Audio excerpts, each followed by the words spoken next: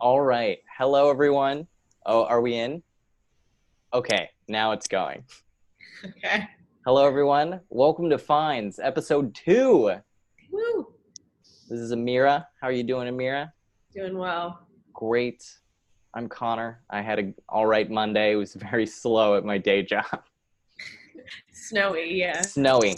But today we are here to talk about cannabis and the internet. And to start, we live in Washington, so it's legal. Yeah, lucky us. Oh And my we're both of legal age to consume Yeah. cannabis. Every website I go to, they ask me, they're like, "Are you 21?" Are And I'm you like, sure? "Yes, I'm over 21." hmm Uh, what's cannabis like for you? What's your weed life like? Oh, my weed life. Oh my goodness. It has been like consistent and strong for such a long time. It is I don't know. All I'm thinking is just it was a thing in high school and definitely a thing in college and it's definitely a thing now. So So we what's your like? Do you have a weed ritual for not ritual, but how do you go about it today? Um, yeah, so I feel like I am so on the I've been at this game for a minute, you young folks. I don't know. I was actually reading, so Seattle has some independent weed newspaper or whatever that you find in bars that nobody pays for. And it had an article that was just oh, the days seem like flowers is out and everything else is in. The people are doing edibles and vapes, and the farther you can get away from the plant itself, that seems where people are at. And I'm sitting here ugh, no, flower only, none of these vapes, I don't know, just back to Yeah, you're a purist. definitely a purist. Yeah, to the point where it's I don't know, I'd rather have my shitty joint that I rolled myself and struggled with for 25 minutes than buy one of those automatic I just saw today there's a grinder that grinds the weed into a wrapper for you and then rolls it. And you Yeah. literally pop the weed in as if it's a damn juicer. What you're describing, I totally get because it's the personal touch. It's things that you became familiar with and you like very much, and people are trying to make it all sciencey and weird, and you're like, no, I want this familiar experience. Yeah, and more than that, it's I think it's part of the ritual. Oh my goodness. So the first time my parents ever caught me smoking, I just remembered trying to justify them was it's different, it's got community, there's things around it that make it not that junky thing that you see. But I really do believe that the rituals is what made it a thing. Puff puff pass is a thing because it's about Culturally people. accepted. Yeah. And so It's it's etiquette. exactly. There are rules to this. And so it's if you're gonna buy a grinder where you just literally put a nug in and then you get a joint out, it's I don't know. You're missing a lot of love there. There's a lot of I don't Right. know. It's funny that you're you don't know how hard we work. um to speak to my experience, Yeah. I was never interested in weed ever. I remember in high school, I was so in my studies that I didn't even know what was going on. In college, I was so A-type that people were smoking weed, but I was like, no, I'm here to like ace everything. I am not going to ingest anything that slows me down.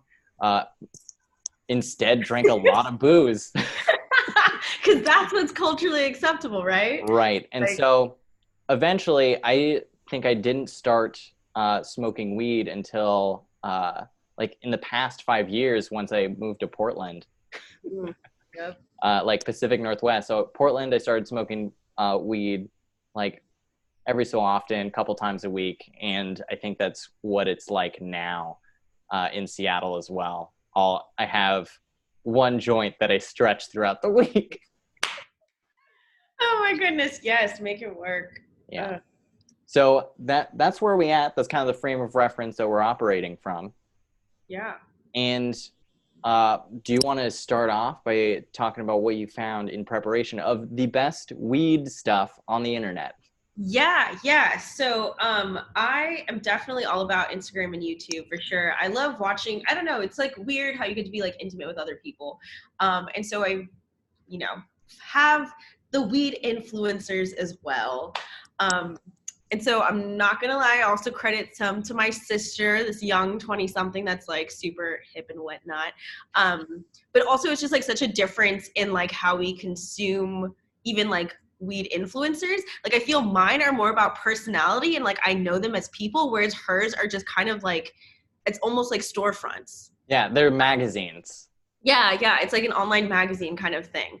So let me share my screen. Yeah, that's makes sense to me as far as like the kinds of influencers as Yeah. well. They're like the people that feel like your friends, and the other people that are like, this is my aspirational lifestyle. Right. Okay, cool. So we're looking at, yeah, one of those storefronts. So this is like super weird. This is actually someone who blows their own glass.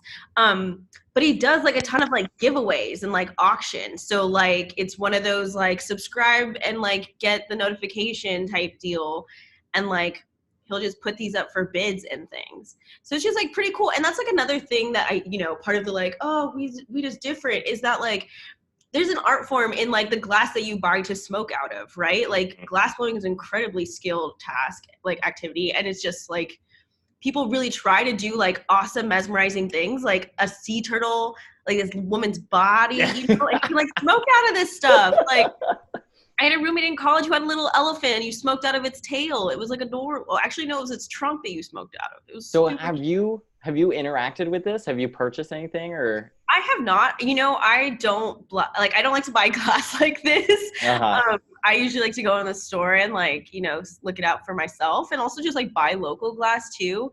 But yeah, no, my sister definitely has tried to make bids and hasn't like won out on anything there.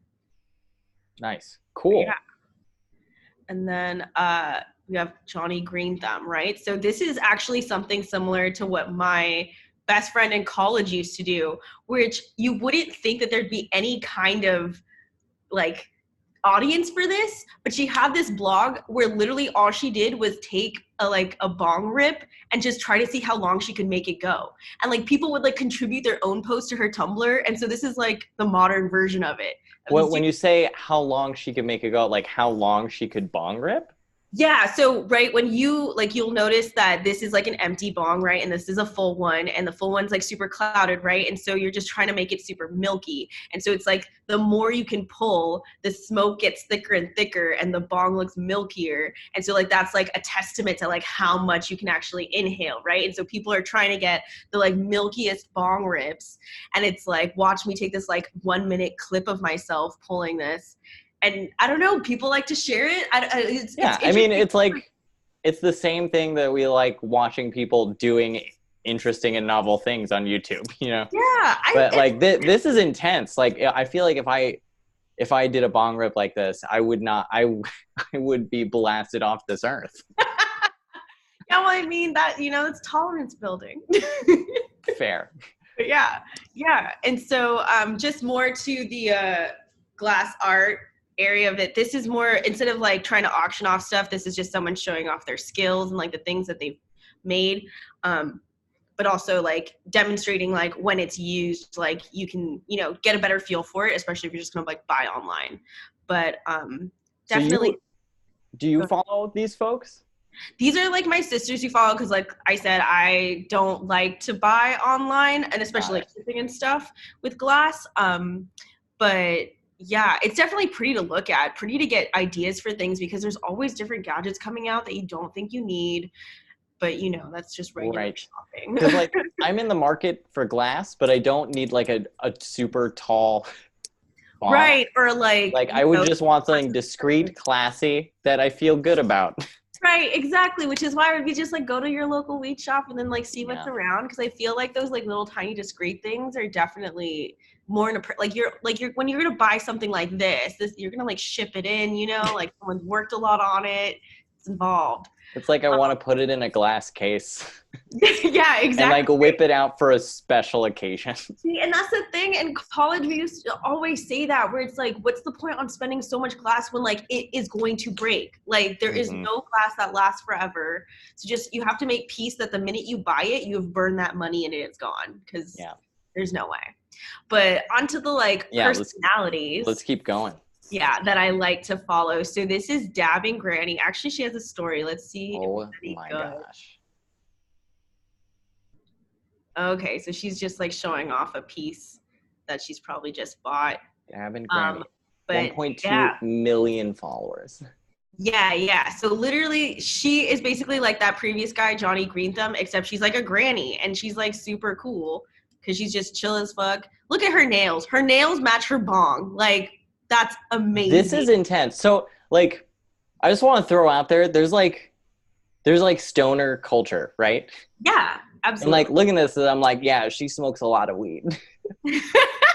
And it's not just like, so for example, like if you like, you know, did an Instagram search for like token grandma or something like that, it's probably going to be like someone who just handed their grandma like a joint. But like this chick is like about it, you know, like she probably taught her grandchildren how to do whatever. Oh my God, these nails are amazing. But yeah, so she'll just do dabs.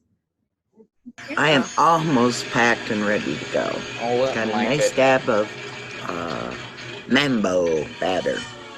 And cheers. Give us a letter. She's like melting the dab on the side of the hot glass, and then just the milk, right?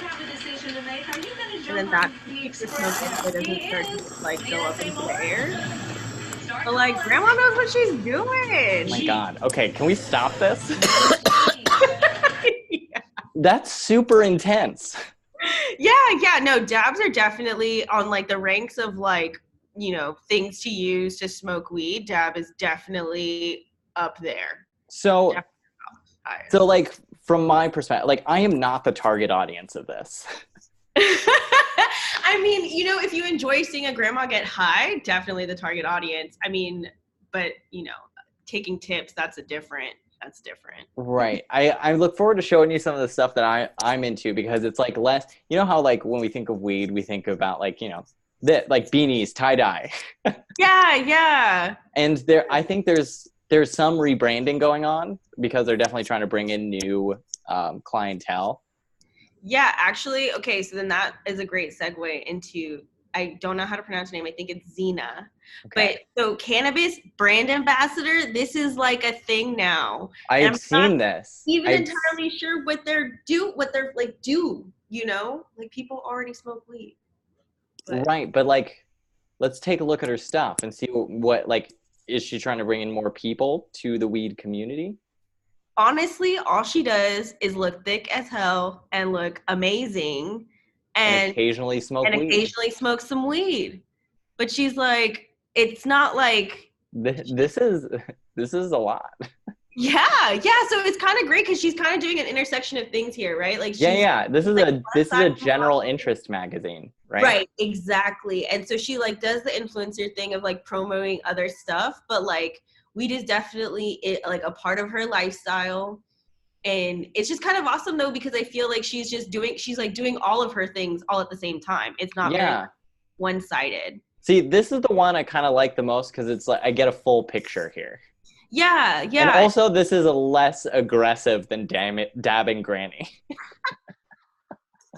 Yeah, and I mean, I used to have that conversation with my friends all the time. We're like, oh, what's the difference between a pothead and like a stoner and like just someone who smokes? And just like, there's like all of these different categories you think of. And it's true that and that's, I think, just lends to the idea that it's like definitely a community type thing, because you have different characters. It's not just like, this is what a stoner looks like, you know? It's not one dimensional like that. That's awesome. Yeah. Because I think there are different, like, I can tell you the day that I considered smoking weed. Is I was in college taking, I know this is going to sound ridiculous, but I was in a movement class where it was basically, I know, Cheyenne's laughing. Leotards involved? What? Were leotards involved? No, but we did have, so basically the whole class was just how to use our body in a performative sense. Mm-hmm. And our professor was this like really fit guy, really knowledgeable. Like we had to do a bunch of reading. And one day during class, he's like, yeah, sometimes like at the end of the day, because our bodies accumulate tension, I like take time to just like smoke some weed, watch a movie. And I was like, my college professor smokes weed. I could smoke weed. Right. It's just the authority just said. Right, exactly. And I was like, oh, is it okay? And like that's when you're like, so I thought this was going where you were like, oh, and I felt like I had to relax more for my movement class, like to get myself all like good. No, I think it was seeing someone who like had a professional career and who was totally like, Yeah. you know, like put together and did not fit my idea of what a stoner was. Right. And it was like, here's someone who smokes weed like every once in a while, and it's someone that like I still want to be. Right, yeah. And I think that, oh gosh, I don't know. It's just so much of when people just think, oh, those dang stoners or whatever. Like, I don't know. It's just like coming from it's the same with any kind of community, right? It's just people like coming from the outset and being kind of ignorant to all of the different like nuances that there are. But I just didn't want to get into tie-dye. Right, and be like such a hippie and whatnot. Yeah. Speaking of branding, I want to show you one of mine. I'm just going to cut to it. This is one of my favorite weed resources, but they have a great Instagram as well that I think kind of illustrates what I'm into. So let me open this up. Sharing the screen. Not my desktop. I got to find the... Here we go.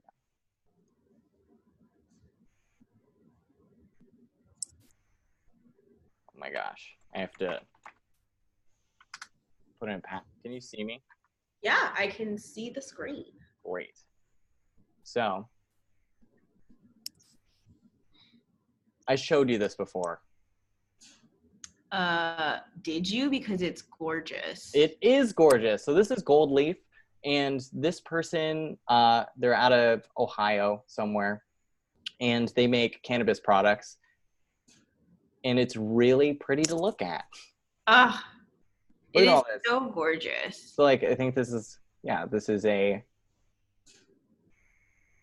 just a charcuterie board. Yeah.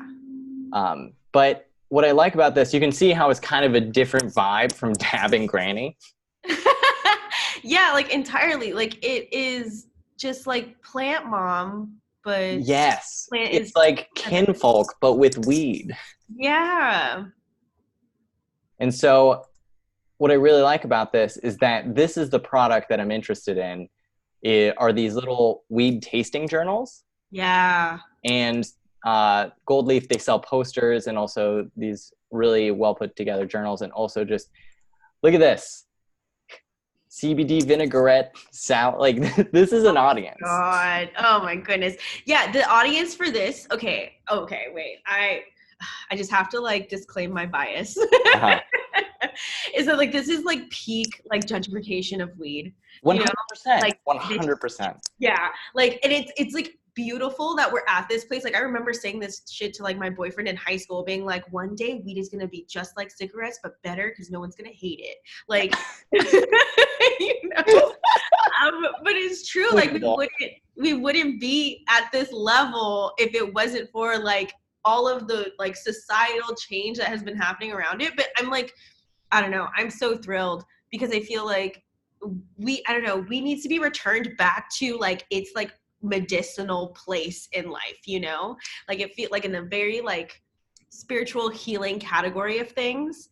And I feel like we're finally going to get there now that like we're coming full circle. Yeah. And there's a lot of education that's currently going on to get people on board, because now it's not like a counterculture thing and kind of a mainstream culture thing. Right. Which I think leads well into kind of my short list of stuff. Should we just go to that? Let's do it. All right. So with this being about like weed resources, I have my top 3. And number 3 was gold leaf, just because gold leaf, they have an assortment of like posters, the journals. It's really well put together, and it makes me feel good about smoking weed. Yeah. So that was number 3. Number 2 is Leafly. Leafly is the best resource to my knowledge. It's definitely like the most thorough. Like when I Google weed strains, Leafly comes up first all the time. Yeah, definitely. And so we can, like, I'll pull it up. So I'm wondering, like, as someone who uses Leafly regularly, do you ever try to like cross-reference your experience to their data? Yes. So what I'm doing right now is I have my own personal weed journal. And what I'll do is if I want more information on a strain, I go to Leafly because they have all the information that I'm looking for. Is it perfect? No, but it's by far the most browsable and comprehensive collection of stuff that I've found. Yeah. Because, like, personally, like, for example, we'll look at one weed strain.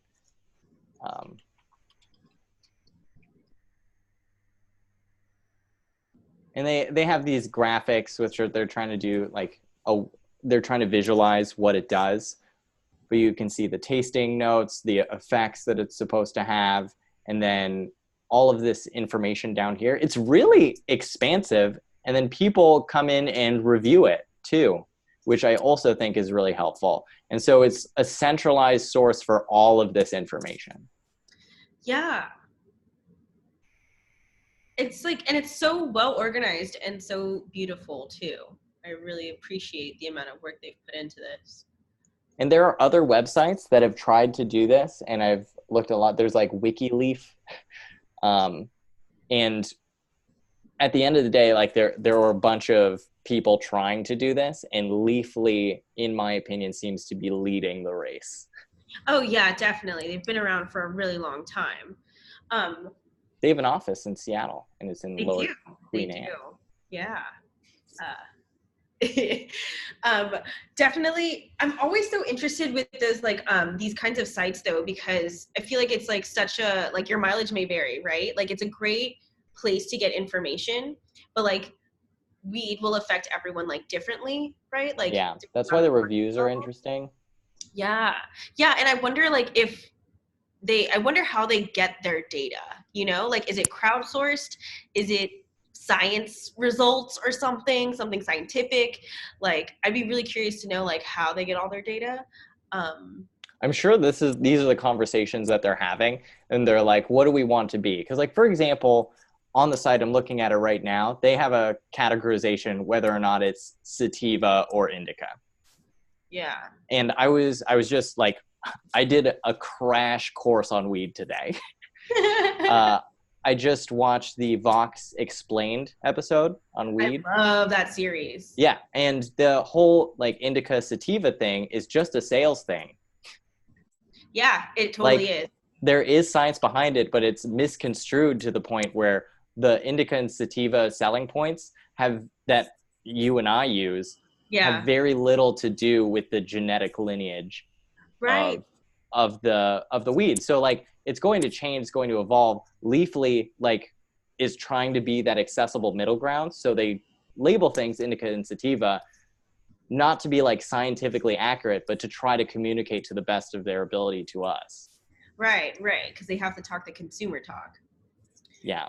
While bringing in as much science talk as they can that's not wild to us. Yeah. It must be like incredibly difficult to like keep up with all the different strains, right? Because it's like any Joe Schmo in their backyard that lives like, you know, in a state that's legal can like grow whatever they want, just mix 2 strains of something, and now they have, you know, something crazy and it's completely different and it's new and it's its own thing. And it's like, I wonder like what's the threshold for like when it becomes like something that Leafly is going to have on their site, you know? So this is current day dialogue. This is stuff to figure out. Yeah, and that's what I was thinking of. It's just that like whoever's playing, it's just like as in any other industry, I'm sure, but it's like whoever is the champion, like Leafly in this case, gets to direct how we like consume and have a relationship with weed and whatnot, right? Because if they wanted to sell this like sativa versus indica thing, then maybe it becomes like one strain becomes like seen as like the bad kind of strain, then people get nervous about it, and you know, things like that. So I think like this is one of these things where it's like we've been given like, it's such like wild west for the industry right now. Like I feel like it's really important that we just get our own information and understand things the way that, you know, it actually is, rather than like how AI is going, for example, where everyone's like, oh yeah, AI is here, and it's like, it's not here, but its marketing will tell you that it's here, you know? Right. So it's just like really interesting to be alive as an industry is being born, you know? The my theory is like, we've seen this with coffee, and I work in coffee. I love coffee. I've said this 1,000 times. I'm going to say it again. But there's 3 waves of coffee.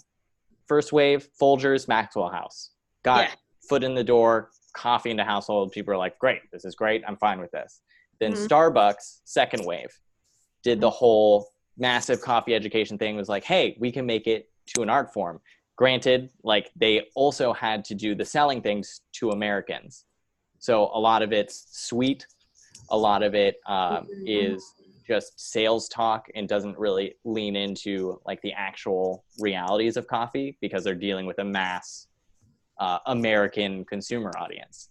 And then we have the third wave of coffee, which are these small independent roasters that care really about like the farms that they're coming from, the tasting notes, you know, they get to the nitty gritty. Yeah. So I think what we're witnessing with Leafly is second wave. Oh, definitely. Yeah. Yeah. It's like the corporatization of it all, right? And then the third wave is going to be when we're all back to our own personal neighborhood dealers again, but we can walk down the street openly and Venmo them that money rather than also be able to talk about it maybe a little more knowledgeably. Yeah. Be like, I now know more about what I'm purchasing, and I can have a dialogue with the person that's giving it to me in a elevated way. Right. And then like maybe even get into like the customization of things, of being like, oh, I know so-and-so makes this specific type of batch and like that works well for me, you know, like, yeah. Exactly. Little detail-y things. So that's number 2 on the list. So I'll go to my number 1. And I think it'll segue well into something that I think you're interested in. Are you ready for this? Yes. All right, we're going back here.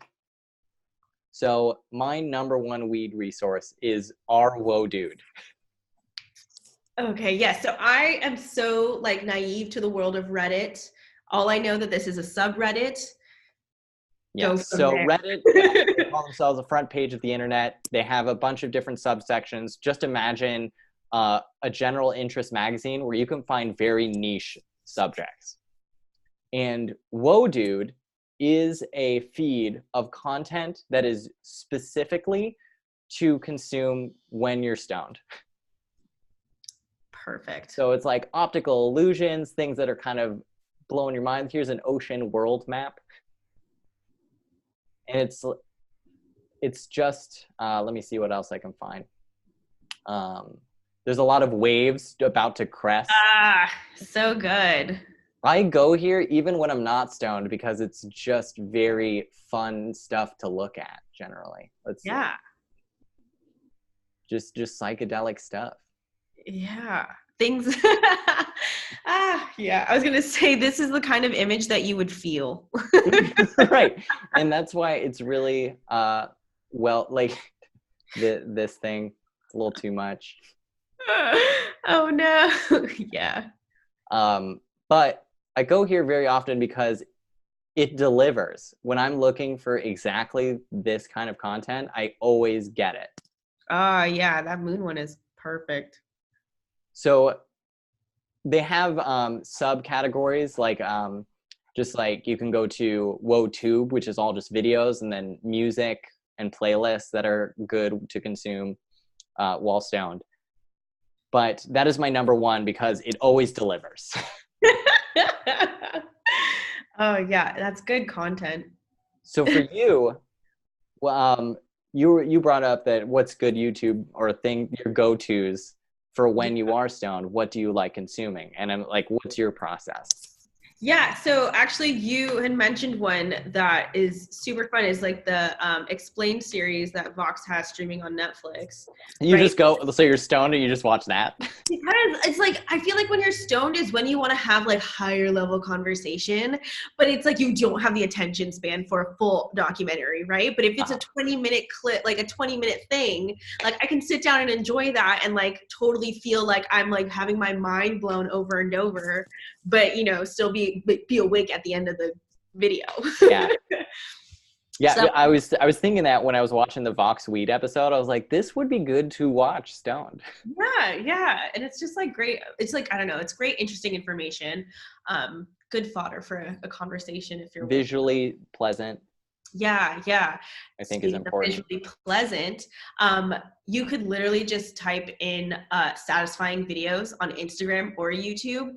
And I feel like those videos are like the perfect thing when you're high because it's just like the most pleasing and the most satisfying. And it's like a visual ASMR effect. So what are examples of these because I know what they are. When I think of a satisfying video, it's usually like someone like squeezing Play-Doh, you know?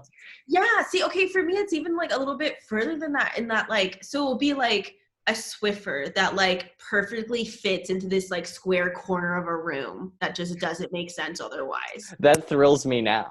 Yeah, just talking about it, right?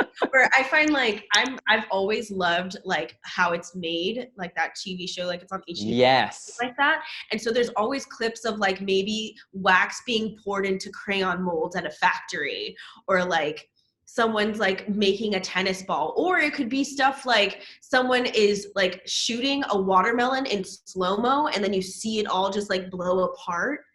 So my question is, what is the feeling when you're stoned that makes you crave this? So like what's happening?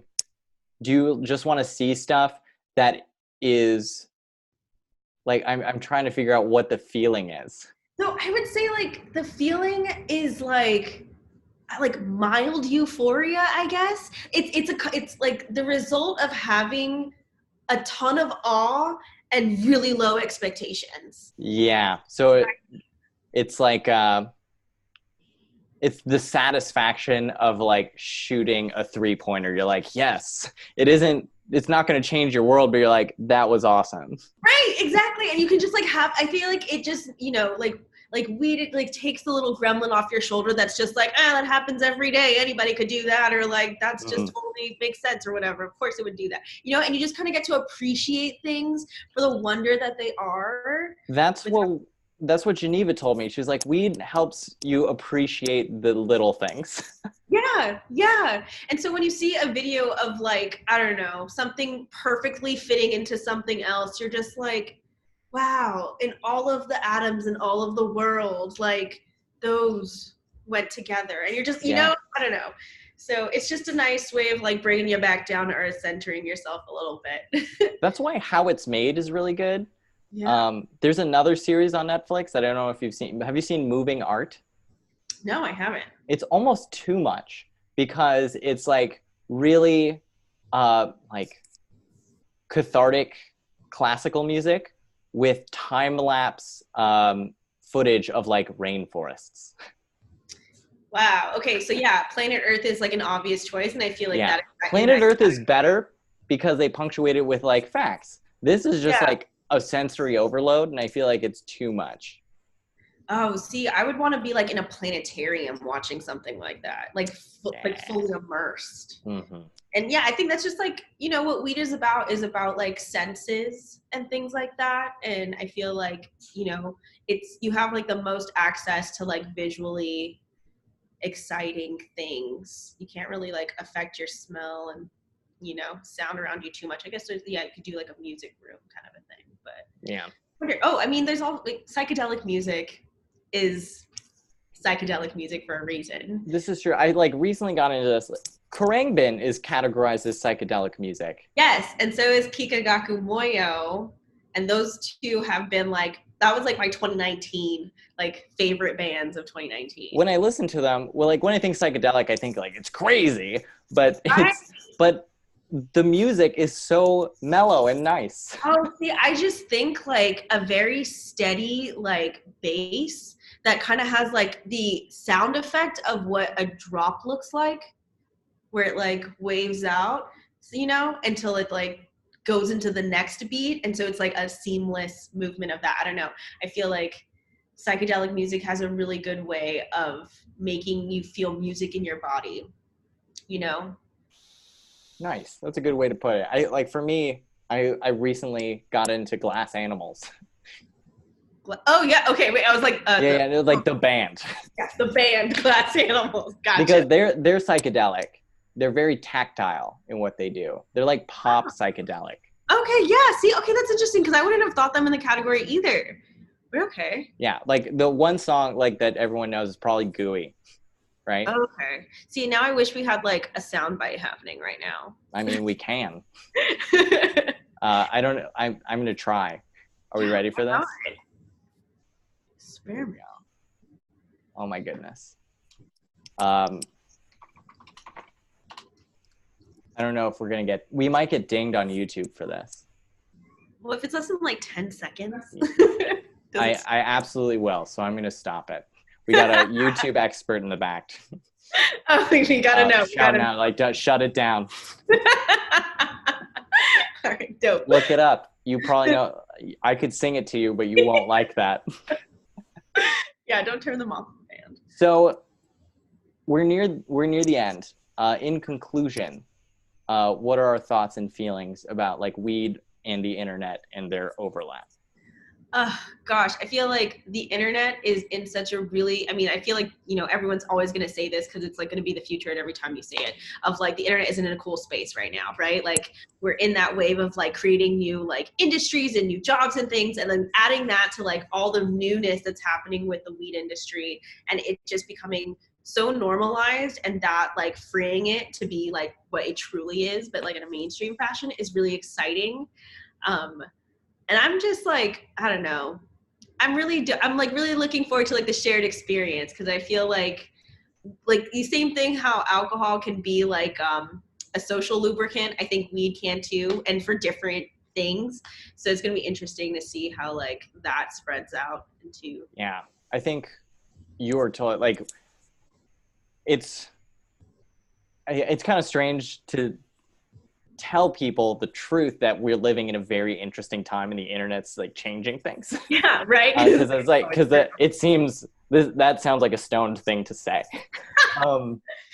But like the fact of the matter, like what we were discussing, how the discussions at Leafly are probably going to be, how are we going to educate the public about cannabis in a way that's like reasonable and also scales. Right. And also realizing that the indie web right now is happening because like we're in the moment where we're going to be breaking up big tech, and not everyone, but a lot of people are learning how to code. We're going to be able to make our own tools, and also like ideally make our own cannabis tools. Yeah. Which is what I've been doing. I've been making tiny little web apps to like be weed journals. Which I think is the future, and is also very exciting to behold. Yeah, and it's super cool because like, you know, weed previously was thought of like a really intense drug, and like not a lot of studies have been done on it, right? We like don't know the lasting effects, but that like also just kind of opens the door for like people to like create their own things at home. Like, I mean, you'll learn a lot, I'm sure, by taking like journals of like any time that you like are high and like know what the effects are, right? Yeah, like that there's so much. It is valuable, and there's so much work to be done. I have like 3 spreadsheets on my computer that I enter in my weed consumption data, because I know that like we don't know very much. Yeah, and like wait until you get into hardware and you want to like figure out biometrics, and then like figure out how much you sweat or something. See, and I think this is a good conversation to have too, because people are like, oh, we made everything on the internet. No. False. Yeah, there's still so much. I had not even thought of biometrics, and honestly, the idea makes me sweaty. It's very exciting. Yeah, but that would be super cool. Yeah, to see if like, you know, like how bad is your cotton mouth on this strain versus another, you know? Like how would you even figure that out? Super useful. Could be cool. Great. I think this is a great place to conclude. Thanks for talking to me like so openly about this. I know sometimes people are like, some people still feel weird about weed. Yeah, part of normalizing it. Yeah, and definitely check out the Vox video because I think it's a good like intro. Okay. Vox Explained on Netflix. Great. Well, we'll see you next week. Thanks for tuning in to Fines, and we'll see you again.